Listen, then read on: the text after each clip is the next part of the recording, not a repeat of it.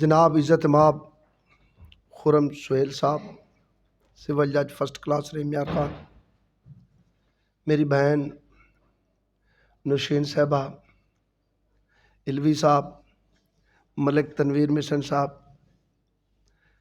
افضال صاحب، فرحان عامر صاحب، ویسے میں نام تو سب کے لیے سب کو السلام علیکم۔ سب سے پہلے تو میں ڈسٹرکٹ بار رحیم یار خان کا شکر گزار ہوں کہ جنہوں نے اتنا خوبصورت فنکشن پنجاب بار کونسل کی ہدایت کے مطابق مفید فنکشن منعقد کروائے ہوئے ہیں، اور اس کا جو کریڈٹ جا رہا ہے چھوٹے بھائی کاشف ساگر صاحب، جنہوں نے میرے سامنے اتنی ترقی کی، جب میں اس کو دیکھتا ہوں تو اللہ پاک کا شکر ادا کرتا ہوں کہ اللہ تعالیٰ نے اس کو بڑا نوازا ہے۔ اسی طرح دوسری سسٹر نعمانہ فرید صاحبہ، نعمانہ فرید کانجو صاحبہ بھی ہمارے ایک آفس سے، جو میرے بھائی ہیں زید خان بنگش صاحب اس آفس سے ہیں۔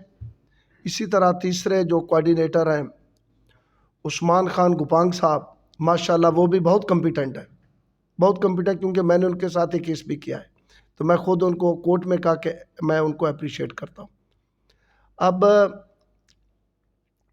موقع کی مناسبت سے جہاں ہمارے شہر کی نمائندگی فرحان عامر صاحب کرتے ہیں، جہاں کوئی مظلوم کا دکھ ہوتا ہے وہاں پہنچ جاتے ہیں، ان کی مہربانی کی آج اس لیکچر کے لیے بیٹھے ہوئے ہیں اس لیکچر میں، حالانکہ یہ جہاں غیر مسلم کا مسئلہ ہو، کسی غریب مظلوم کا مسئلہ ہو، وہاں پہنچے ہوتے ہیں یہ۔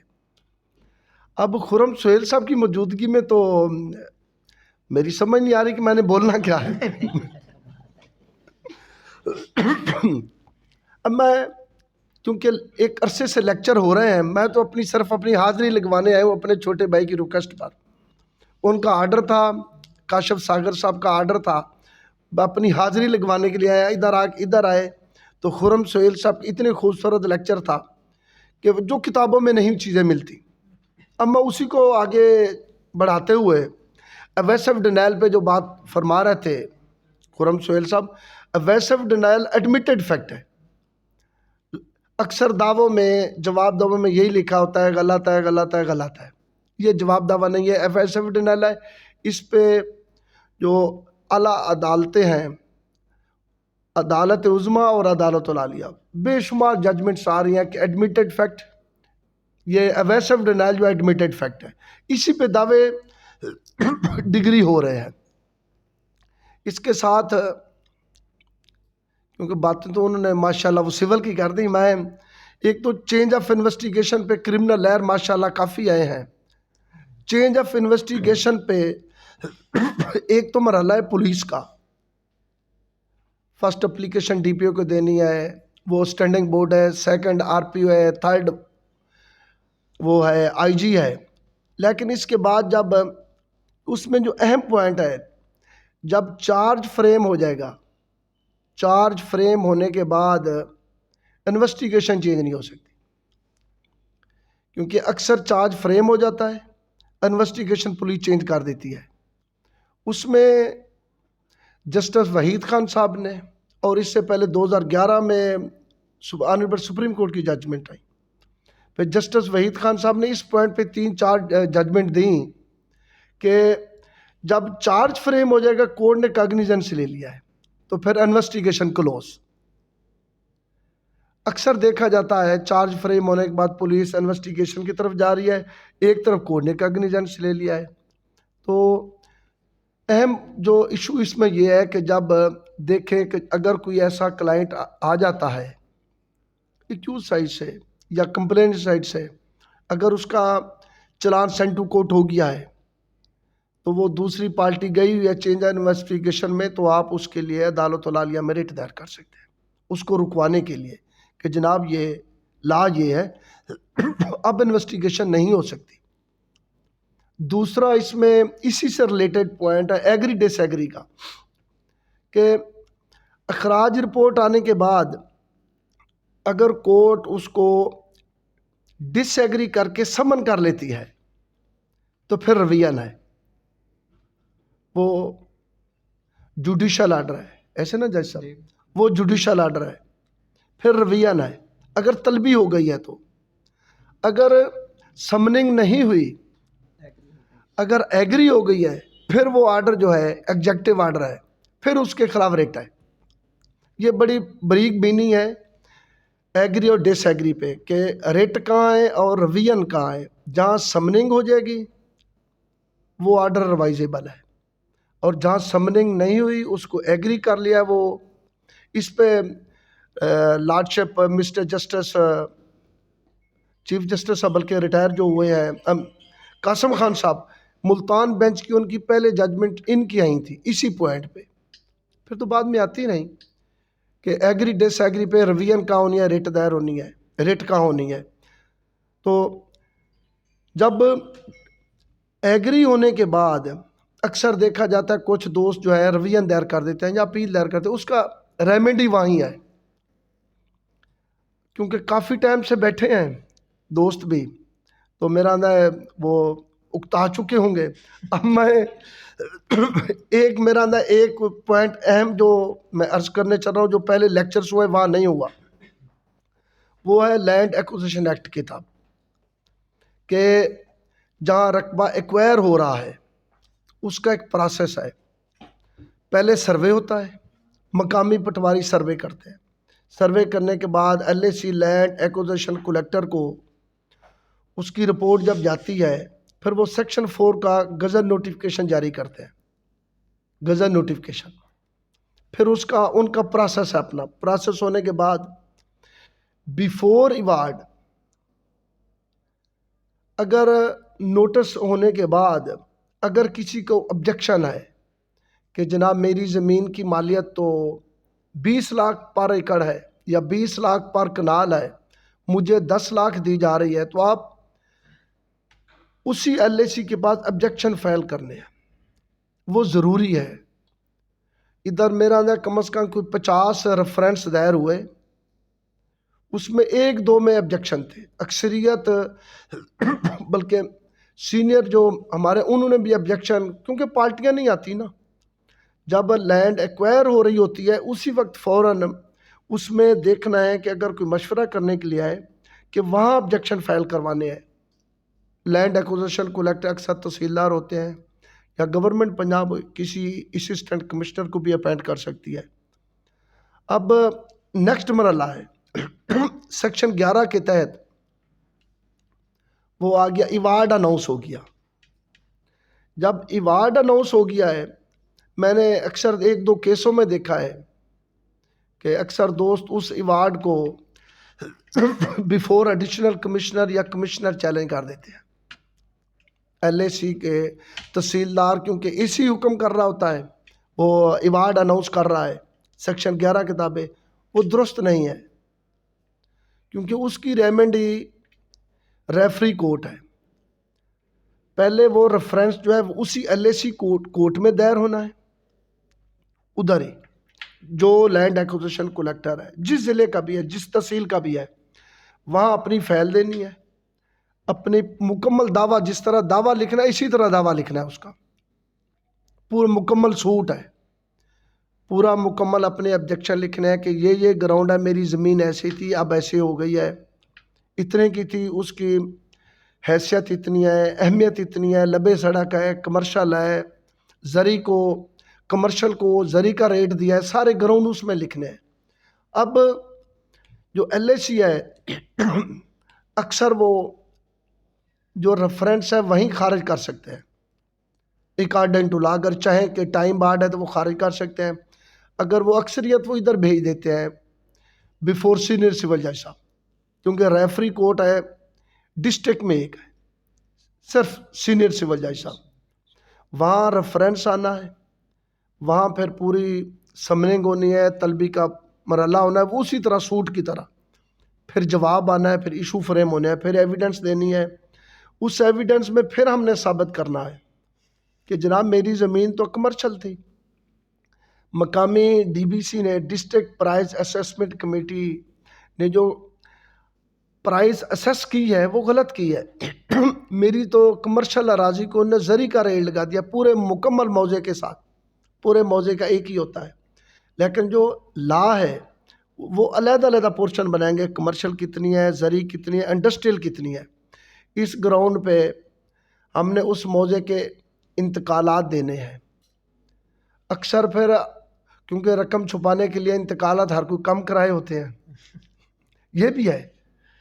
اب کوئی پہ رجسٹریاں شاید مل جاتی ہیں، اس موضوع میں اگر کوئی انڈسٹری لگی ہوئی ہے، کوئی انڈسٹری اگر بڑی نہیں ہے تو کم از کم یہ منی فلور مل تو ہر موضوع میں ہے.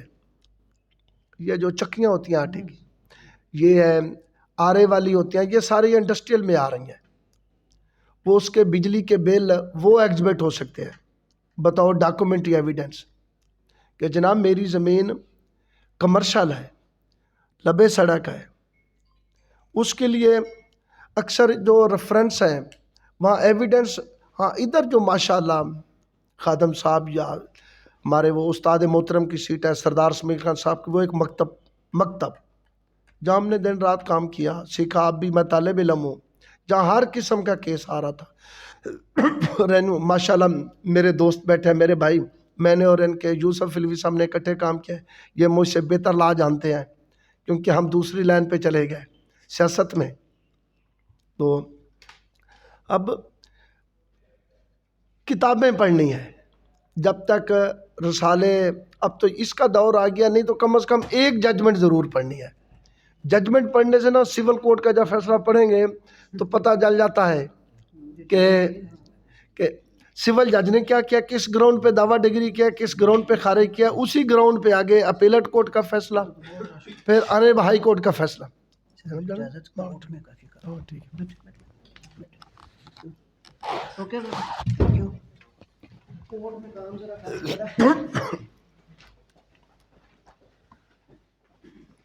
اب جو ججمنٹس ہیں وہ اس کے پڑھنے سے، ججمنٹ کے پڑھنے سے علم حاصل ہو رہا ہے.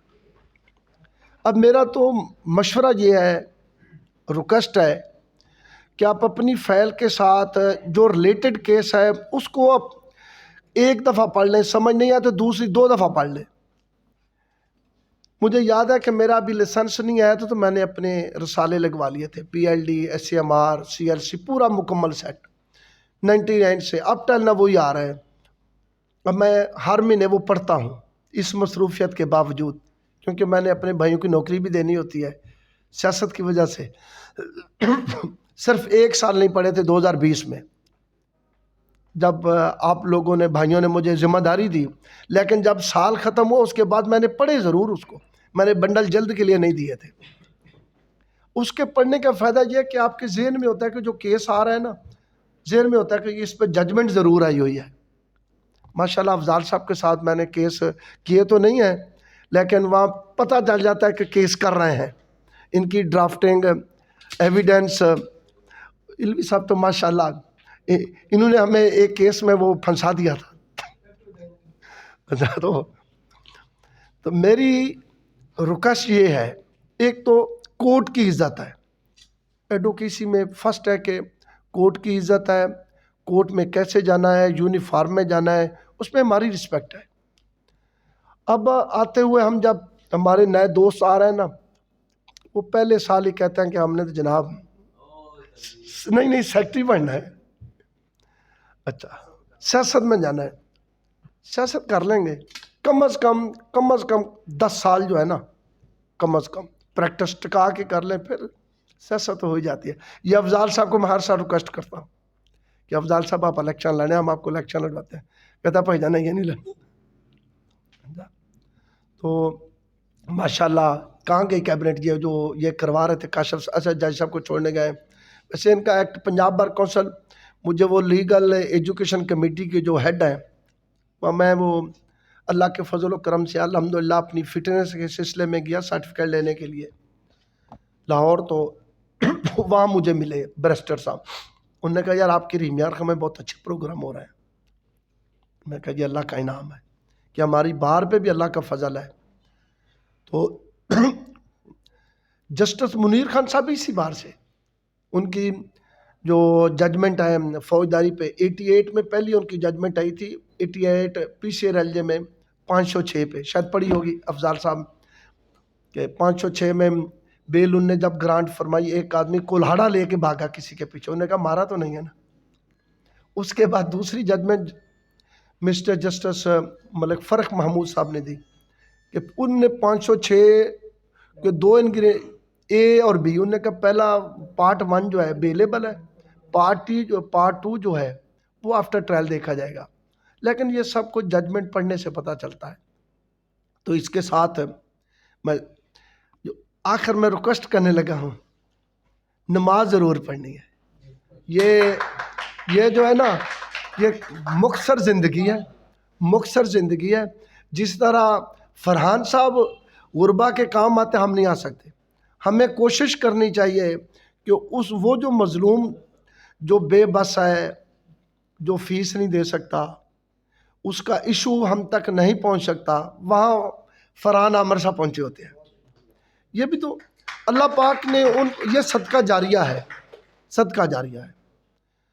तो मैं आखिर में दुआ करूँगा कि अल्लाह हमारी इस बार को और जो हमारे जो दोस्त बैठे हैं इनको मज़ीद इस्तों से नवाजे। और मेरी तरफ से आपको सुप्रीम कोर्ट का लाइसेंस मिलने पर बहुत मुबारकबाद। हम सब के लिए